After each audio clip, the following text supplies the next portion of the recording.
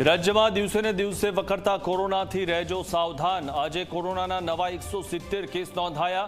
રાજ્યમાં કોરોનાના હાલ કુલ 717 એક્ટિવ કેસ, 23 દર્દી હોસ્પિટલમાં, 694 દર્દી ઘરમાં જ લઈ રહ્યા છે સારવાર। કડી વિધાનસભાની પેટા ચૂંટણીના કોંગ્રેસના ઉમેદવારને નડ્યો અકસ્માત। રસ્તા પર શ્વાન આવી જતા રમેશ ચાવડાની ગાડી ડિવાઈડર પર ચડી ગઈ।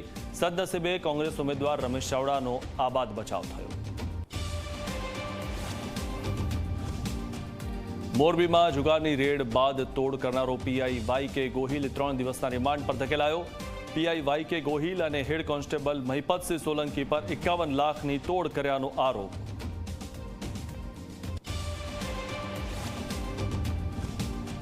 દાહોદમાં પોલીસે દારૂ પકડવા માટે હાઈટેક ટેકનોલોજીનો ઉપયોગ કર્યો। લીંબડી પોલીસે ડ્રોન ઉડાવીને દેશી દારૂની ભટ્ટીઓ શોધીને તેનો નાશ કર્યો।